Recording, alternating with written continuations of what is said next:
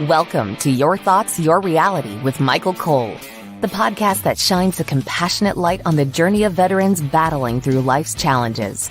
Michael is a dual elite certified neuroencoding specialist in coaching and keynote training presentations, dedicated to guiding military veterans as they navigate the intricate pathways of post-deployment life. Join him as we delve into the profound realm of neuroencoding science, empowering these brave individuals to conquer universal battles, procrastination, self-doubt, fear, and more. Together, let's uncover the strength within you to re-engage with families and society, forging a new path forward.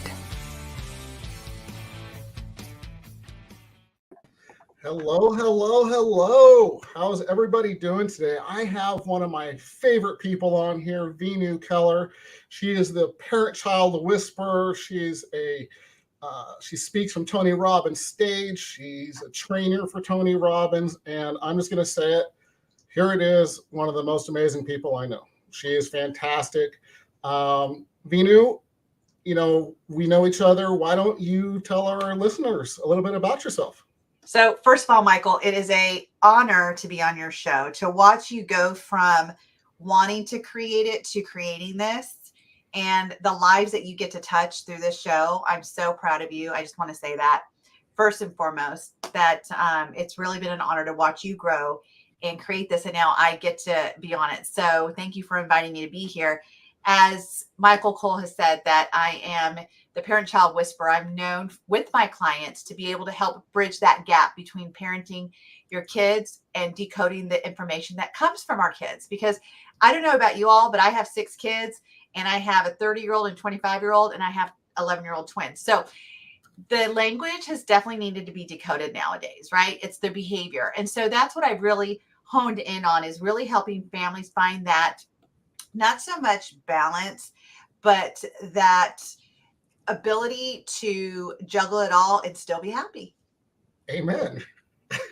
Just juggle life and still be happy with kids and life. Most people are just trying to do that with just life. Right. Veenu, I wish there was a time machine, my friend, because if I could go back 20 years, oh, damn. Snap, as they say, right? It wouldn't have been me 20 years ago, though, because I was still in that needing a Veenu in my life. And that's how we learn, right? Right. Going through it. That's how we learn. Absolutely. So as you know, my passion is working with veterans. It's really important, in families, even as much the silent heroes, if you will, that are left to fend for themselves or deal with things, while the veterans, the brothers, the mothers, the fathers, the uncles, whatever you want to call it, are away on deployment, whether that be for 2 years or 10 years, and in different deployments. So it's really important to me that I got you on here, my friend. So because you have so many golden nuggets and so much wisdom from your experience alone, that it's just going to be golden. So amen. So what I'd like to, my aunt is on, help me, 40 years.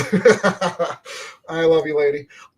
So what I'd like to start off with is, if you can, is just some thoughts on the family unit when there's the separation. That's not easy for anybody. I think both at home and abroad, people grow, they change, they develop, as you and I have, right, 20 years ago to now, what the difference is in our life. But just some initial thoughts of what kind of happens in that family unit, good and bad, for when there's that separation, if you will. Well, you and I were joking, and I was going to come on here and say, well, it sucks, because it does.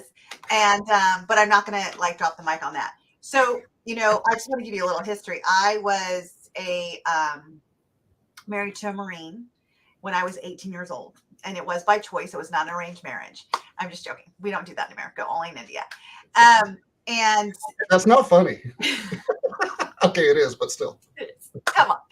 And so when I got married to him, within 6 months of us getting married, or not even, 3 months after we got married, he got deployed for 6 months.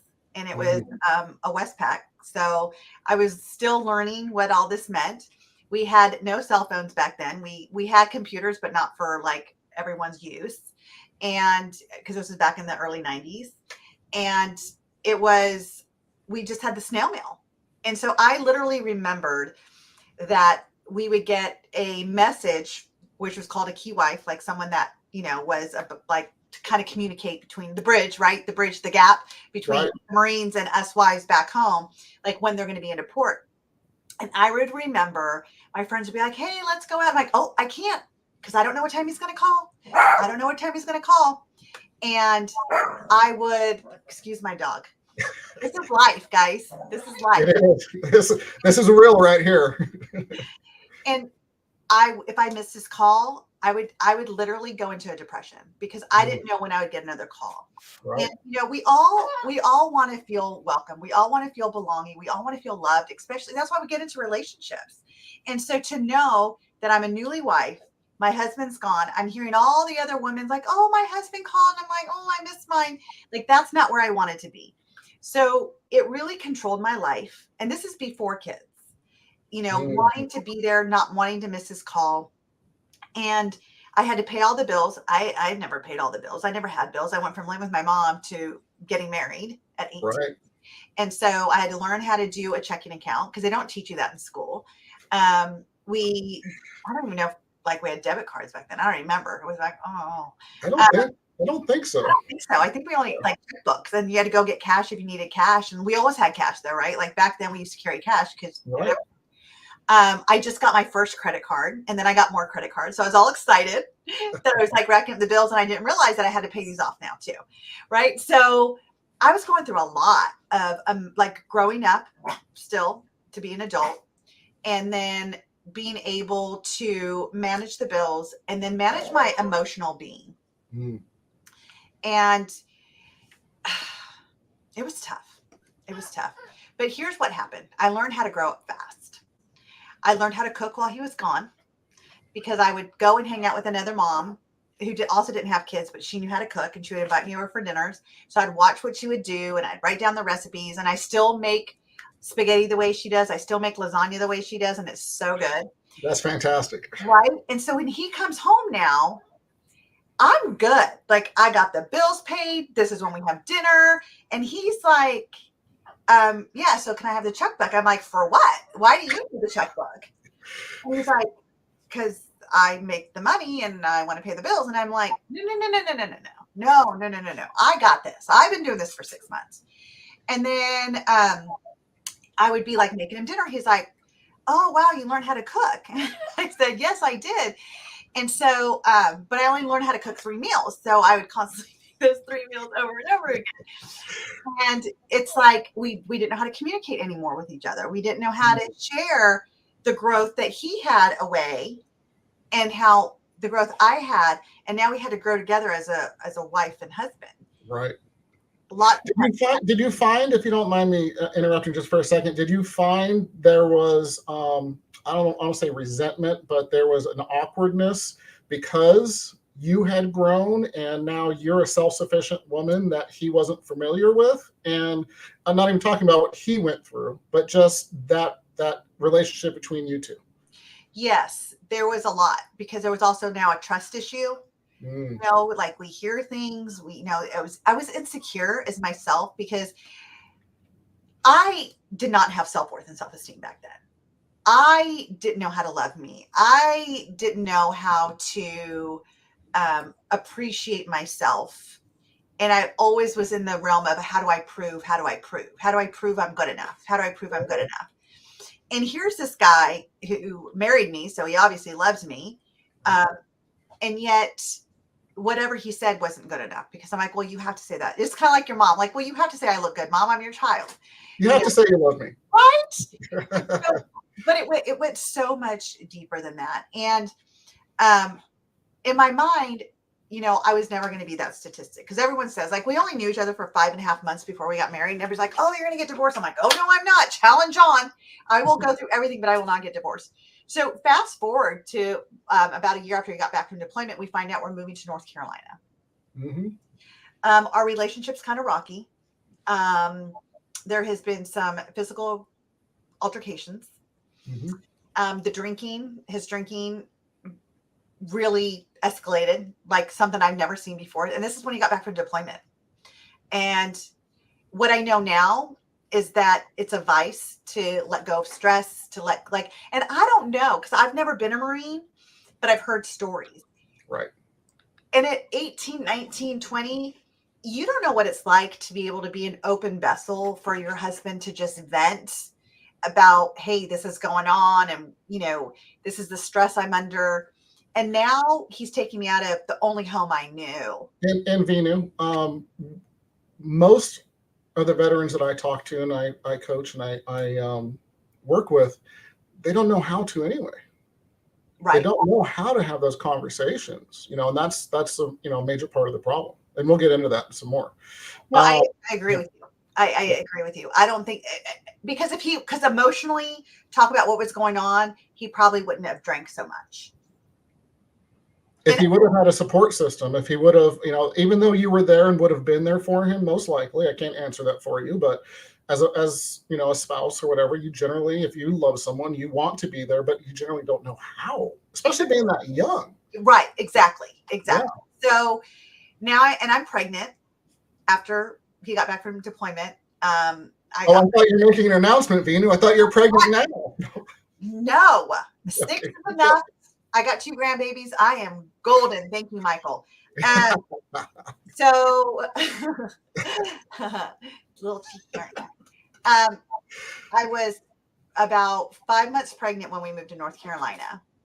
And here's my mom saying, please don't go. And I'm like, I gotta go, Mom. It's my husband. Like, I gotta go. But we were just having challenges, and I'm her baby, right? So I'm like, she wants to protect me. And I'm thinking, I need to protect my baby, and I need to go. Because you're not going to be a statistic and get a divorce, damn it. Not. So I want to just say something really quick. This is very similar to my mom's story, where my dad, 3 tours of Vietnam, came back, everybody said he didn't have a problem, drugs, alcohol, domestic violence, all of those things. And, he didn't know how to deal with it. There wasn't the help. There's more help now, but still lacking, in my opinion, personally. But he, came back. My mom got pregnant, went back into, deployed again, didn't know she was pregnant yet. He tried to get her to go be with him, sorry. And it's the same story. Is there was drugs, there was alcohol, or domestic violence. And my mom was not going to leave her support system. She had, my brothers and sisters, and so on. So it's a very similar, weird, right? Very similar story. And my story is very common for a lot of people, actually. Very common. It's very common. So when we get here, he's now in a non-deployable unit. So we need to understand what the setting was. I went from being with a man who was constantly gone. If it wasn't to a deployment, it was like for CACs for 29 days or for a mission for 2 weeks, so he was constantly gone, and then when I moved to North Carolina, he's home now. Mm-hmm. We had to learn each other. Yes. All over again, being married and seeing him every day. He did let go of the control of the bills because he knew he wasn't good with money. So I got to keep that control. But now we have kids. And I will say this. He was an amazing dad. To my boys, when they were babies, he was an amazing dad. And then after about 9 years here, he started to get deployed again. Mm-hmm. And our marriage was not great. It was still full of domestic violence, drinking. I was going out like with my friends. Like we were kind of living 2 separate lives, but together. So I'm like, deployment, who cares, right? Like, right. But I did care because now my whole family, my kids were affected by it. Yeah. It's like they couldn't understand like why dad's going. And, at the time my son was, one of my sons was like 2.5 and the other one was like 6. No, yeah, 6.5, 7, almost 7. And so they're like, well, where's daddy going? And my ex-husband, we had a great system because he worked night crew. So he was gone during the night, but home during the day with the kids. And I worked during the day and I was home at night. So it kind of worked out. but for the kids, that's where it really created something. So my husband and I actually was going to use this deployment as a separation. Got it. In North Carolina, you had to be separated for a year. And we're like, we're not cohabitating. You're on a ship. So let's do it. We didn't tell the kids either because we thought this would be also a great time for the kids to get used to dad not being with me, starting a new routine. And then when dad comes back, dad could move out and we can still go on with our routine and then they can learn a new routine with dad. But something changed. Like all of a sudden, like 2 months in their deployment, I'm like, oh, this doesn't feel good. This does not feel good that he's gone. And what does that specifically mean? If you don't mind me digging a little deeper. Yeah, no, What didn't feel good, or what was the thought process? It felt lonely. I felt scared. I didn't feel safe anymore. I felt like I had to battle the world on my own. And now I have 2 kids, I saw the hurt in their eyes and I'm like, oh, I can't do that to my children. Right. And they didn't even know we were separated, but they were hurting because dad's not there. Dad's on a ship. And so that's the bad part. Let's talk about good parts. Let's talk about how we got through this. Before you do, thank you for the vulnerability and telling your story. I know your integrity. You're amazing. So that's not always easy for people, especially veterans and military, because they're conditioned to figure it out. Don't ask for help and those kinds of things. Yeah. So, everybody listening, please hear me when I say this. There's more courage and more strength in asking for help than to put it down inside of you. It is not easy, but the more you do it, the easier it gets. I promise you. So please reach out and ask for help. Okay, Veenu. And that's a great bridge to what I was going to say. What was great is I reached out for help. It's like we were connected. Yeah. And so, because you're going through all of this and, we do have computers now. So we do have internet, but we don't have like Facebook and stuff, where we can chat and we're not Zooming. There's no Skype. There's none of that. But so I reached out for help. I started therapy. And I started to, I can blame all I want, but the truth is that I did not love myself. Mm-hmm. I did not have respect for myself. So I have to own my own stuff too. But that's how you grow from it and heal from Absolutely. it. You can blame everybody else, but you don't learn and you definitely aren't going to grow.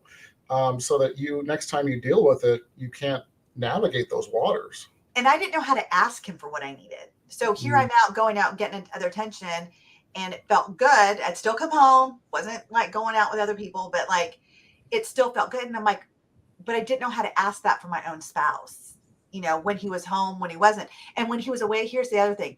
He wrote me great letters. He missed me too.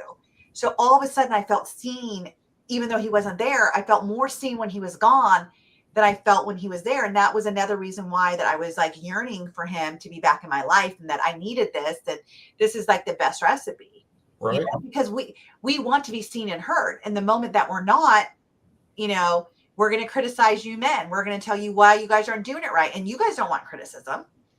You don't want to know that you're not good enough, that you're not doing it right. And so there has to be that anchor of communication. And so, to be able to step out and get help from me, it wasn't even for him. It's like, if I want something better, I got to do better. And that has been my motto in my life. And the other thing is that I didn't share, and, thank you for having this though, because I haven't talked about this story in so long. And so it's really bringing up stuff. I was also suicidal. I was suicidal from the time I was 13 to 34. And the time I'm talking about right now, I was 28. So my MO was always to escape. It's like, I can't do this. I want out. But because he was an alcoholic, I knew I could not leave my kids with him. Yeah. So in a sense, it kept me alive. But every night I would go to bed and I would say, okay, God, if tonight's the night, I'm ready. And it's okay, you can take me. And I would I had a letter written to my mom about everything so she can go to court and fight for him. I had a plan, but I just knew that I had to live for my kids to be 18. And in my crazy mind, I thought, well, once they're 18, I've done my job. I've raised them. We're good. Now I can leave this earth, which would have been back 2016. And this is 1999, 2000 that I'm talking about. So I still had time, right? Time to see what's going to change and thank God, because my life is flipping amazing now. Yeah, and when you talked about that, I literally got chills. I'm like, the world without Veenu Keller? Are you kidding me right now? Oh, thank you. So that was like the first thing is I got therapy. And he came home and we had to readjust. You know what? And the kids had to readjust. Yes. And so he comes home and he has to readjust to civilian world. Like, even though he's still going to go to work, it was like, I have a family. Like, I can sit home and watch TV and, and then my wife wants this from me and that from me. And because that's home life. Like, I'm not going to mow the lawn anymore. You're home. Like, welcome. Sorry you had to do that, but you're home now. So can you please help with some of these duties? And it was like, my God, I just got home, Veenu. Can I just like, okay, how much time do you need? A day, 2 days, 5 days? Because I'll do not it. 7 though. Right. Not 7. Right. So now you're getting crazy. Right. And like the kids were like not coming to him for anything. And I couldn't tell if he liked that or if he felt hurt by that. But for 6 months, the boys were coming to me for everything. Well, it's probably hard for the communication for, again, everybody, because I preach it all day long. It's about that communication, respecting that communication.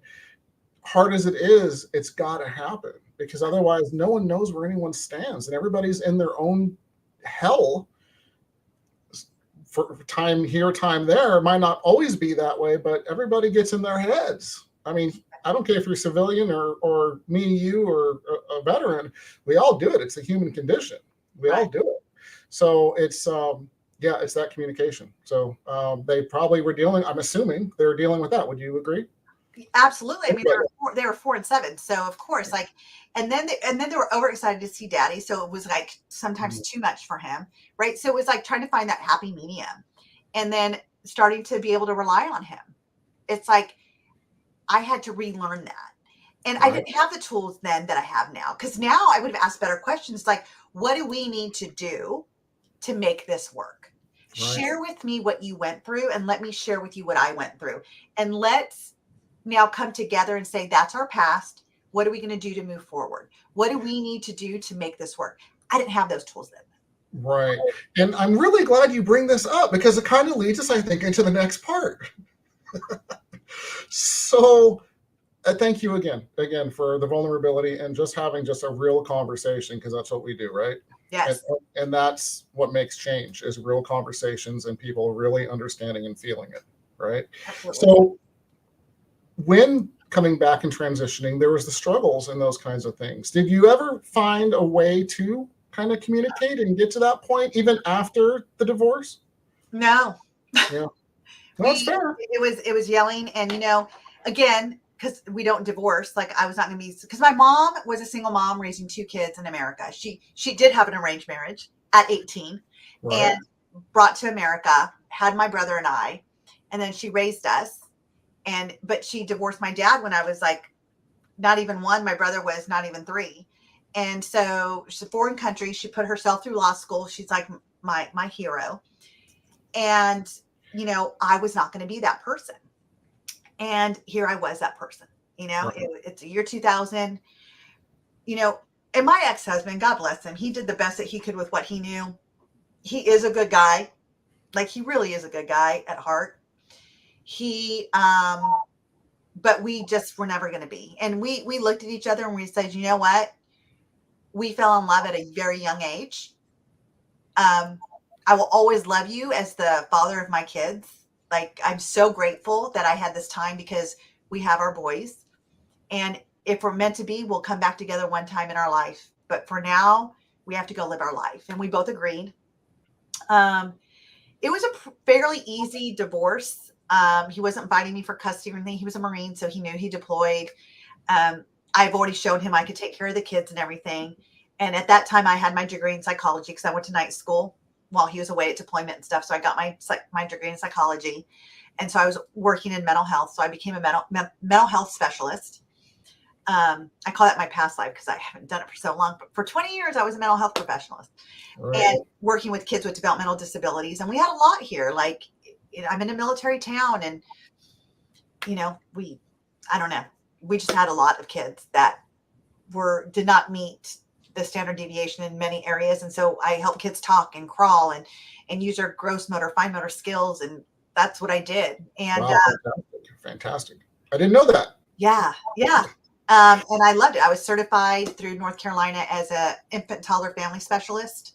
I'd go into homes every week and help these parents write a new story for their kid and get out of the woes of like, look at my child, I didn't expect autism, and to see it through new lights, like creating new stories for them.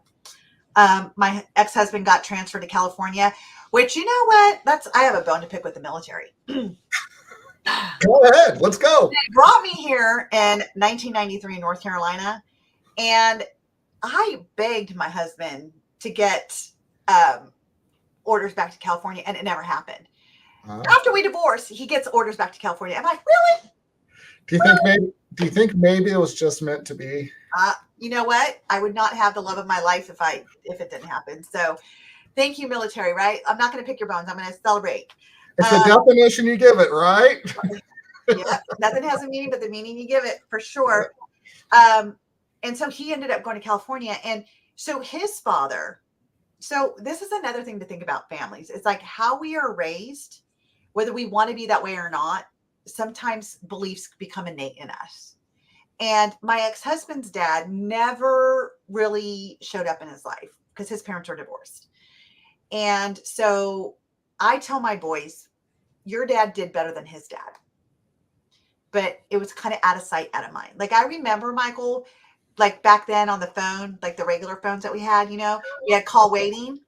And I would like, oh, your dad's on the phone. And they're like, oh, I didn't hear the phone ring. And I'm like, oh, I was on the other call. And I wasn't. I'd be calling up their dad saying, you need to talk to your kids. You haven't talked to your kids in a month. Can you please talk to your kids? Because I was trying to help him continue to have a relationship. And he went on, like he got remarried, and I was still single. I was single for 9 years. He got remarried, I think, a year or two after we divorced. And you need somebody to take care of that checkbook. Right. I still say that. So the boys had a hard time, and deployment didn't set them up for that. No. Deployment got them like, my dad's gone for a little bit, and then my dad comes back. And even now as adults, he's not really active in their life. Like I guess they text and they'll call. I always ask them, how's your dad? I have no communication with them. When my boys turned 18, it was like, my kids got into some adult trouble. At one point I tried calling him. Literally, I was talking to his voicemail, and then he would text me back. He wouldn't even call me back to talk about it. So at that point I'm like, done. I'm done. I really, even as adults, try to involve you in what is going on with them. And I'm done. And so I think you have to make the decision for yourself. You do. I mean, I made that hard choice too at one point, and I have this amazing bride that I have now. So we all have to get to that point of making those hard decisions for ourselves. Right. And now, like my current husband, we've been together for he's listening to this, I think 13 years, going on 14. Yeah, 14. We're going, let's see, 12. Okay. Going on 13 years. 13 years. At a count. And he's been so good to my kids. Like he really has stepped up. He came into their life when they were 13 and 17. And so he's been able to really form a relationship. My older one is more of a friendship because he was older, getting ready to graduate and then moving out. But, here's what's great is that sometimes what we get in life is either going to be a lesson in greatness or a lesson in tragedy. And I watched my son with my grandkids, and he is the most amazing dad. Awesome. And so it's almost like what he went through with his father, he was going to do way better. Like he was not going to let his kids hurt. It's beautiful you made that choice. Yes. And that's what it is, right? It's that choice that we all have. I don't care what it is. This is what I've been through. I can follow it, or I can make a choice to be better. So that's beautiful.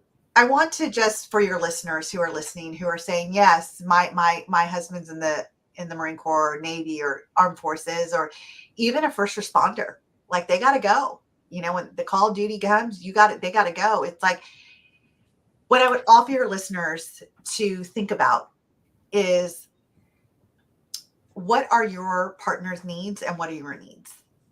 And don't forget that. Like, ask questions. Don't just, when they come back, they're coming back different. You have no idea what they experienced. My ex-husband, he was one of the first people at Saudi Arabia in 1999. No, not 90. Sorry, 1990. Sorry, 1990. When he was the first ship back when 9/11 happened. I was like, he's going, because they're already ready. They just got off deployment. If anybody's ready, they're ready. Yeah. I was scared, and I had kids. And here's the deal, is that talk to your kids at their age level too. Don't talk to them as an adult. Don't share your feelings with your kids, because they can't process it. Find a girlfriend, find a friend, find a therapist, find a coach.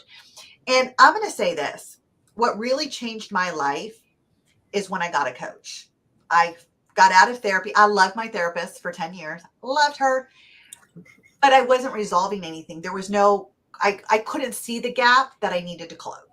Yeah. And when I got a coach and I started doing Tony Robbins stuff, because that's how I became a trainer for Tony, is that I did all his stuff since 2007. I made it non-negotiable. Suicide was not an option in 2007 anymore. I was going to live my life. Didn't know what it was going to look like. I was going to figure it out. And that is what I've done. And now I help people to do the same thing. Let's figure it out. Let's close the gap. Let's, first of all, recognize there is a gap.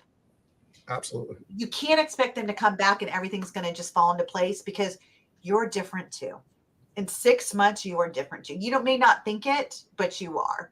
You've grown somehow, some way. Because if we're not growing, we're dying. So there's Absolutely. always growth. And so take time. Date nights. Date nights are so important, away from your kids. Your kids will still be there. Take time to go out with them. Ask them, what was it like? Would you share with me? Like you made a point. I was so young, I didn't know this. And he was young and a Marine, and it's almost like they're not trained to share their feelings. It's like, suck it up,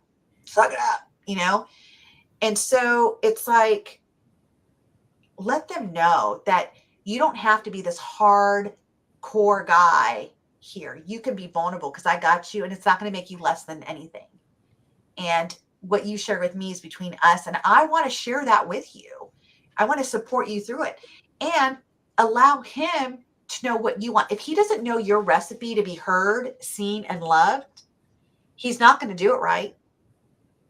So allow him to say, when you do this, it makes me feel seen. When you answer me this way, it makes me feel understood. When you touch my arm, it makes me feel loved. Yeah. It's allow him to know your recipe, and things start to mesh together. And that's beautiful. I mean, honestly, that communication, and really, here's the thing I'm going to say as well. I'm going to just add to that if I can, is how good does it feel to be there for the other person? I mean, you're being fulfilled, and so is the other person. When you come together, communicate, and again, what's that love? Is it touch? Is it talk? What does it mean to you? Right. And that, I think that is so important for people to figure out and to know. And remember, if you're going to relationship to get, you're in the wrong relationship. Go in the relationship to give. Mm-hmm. And if they're in the relationship to give, guess what? You're getting. And it's a great cycle. It's when your partner's needs are your needs and your needs are his needs, everyone's needs are getting met at the highest level. When our needs are met at the highest level, it's an addiction. We want more of it. So when you think of a time that you were great with your spouse or great with your kids, ask yourself, what needs were those meeting and at what level? Mm. And you start to notice, like, I had like so much certainty, safety. I felt great. There was a lot of fun and surprises. I felt my worth. I felt love. I felt connected. Oh my gosh, these are a 10. Okay, great. So what do you need to do to replicate that? What do you need to do to bring these needs back at the level? And just Get out of your head. And Everything you don't have to solve everything, but you do have to feel. you do. Absolutely. That's beautiful and amazing. Thank you for sharing that, truly. So, hey, Veenu, we've totally blown past our time, which is sad a little, but awesome at the same time. We'll come back. Yeah, I appreciate that. That'd be amazing. That'd be amazing. So I always ask people before they leave, I throw them under the bus a little bit. You've already given us so many golden nuggets and so much amazing information and heartfelt, which makes it even better. 3 tips. Let me get my hand up there. 3 tips for couples, families transitioning back together again before we go. My first one is be curious, not critical. My second one is ask better questions, you get better answers. And my third one is create an open, safe, and trusting space for your relationships to grow. Beautiful. Damn, I think you just nailed like everything right there. Fantastic. Thank you for sharing that. Everybody, how do you get a hold of Coach Keller? Coach V. Coach V. How do you get a hold of you if you're dealing with some of these things and you want to reach out? How do you get a hold of you? I am so accessible. If you just Google my name, Veenu, I'm going to pop up. But it's Veenu Inspires is my company. I'm all over every social media platform. I'm very easy to get a hold of, and let me support you. If you're going through something with your kid, with your spouse, with you, like the world needs more self-love. It does. So reach out to me. I'd love to support you. And I have a free ebook. It's called Teach Your Children That They're Enough. So if you want to know how to up-level your child's self-worth, please check out my book. You can go to venuinspires.com and get my ebook. Fantastic. Thank you. Thank you for the time. Absolutely. I just want to remind everybody as well, the blue QR code in the top right-hand corner, there's resources there. Reach out. There's some free ebooks for veterans and families that I've written, but there's resources. Reach out, connect. Please check it out. Okay. So, hey, Veenu, thank you again. I am so honored. I say it every time. I'm going to say it to you especially. Time is the most important resource, valuable resource humans have. We don't get it back. Thank you, my friend, for spending the time together. For us, I took golden nuggets, and I guarantee people listening now and in the future are going to just be better from this. So thank you so much, my friend. Thank you for having me. Oh, absolutely. All right. Ladies and gentlemen, we are out. Thank you for joining us on another insightful journey of Your Thoughts, Your Reality podcast with your host, Michael Cole. We hope the conversation sparked some thoughts that resonate with you. To dive deeper into empowering your thoughts and enhancing your reality, visit empowerperformancestrategies.com. Remember, your thoughts shape your reality, so make them count. Until next time, stay inspired and keep creating the reality you desire. Catch you on the next episode.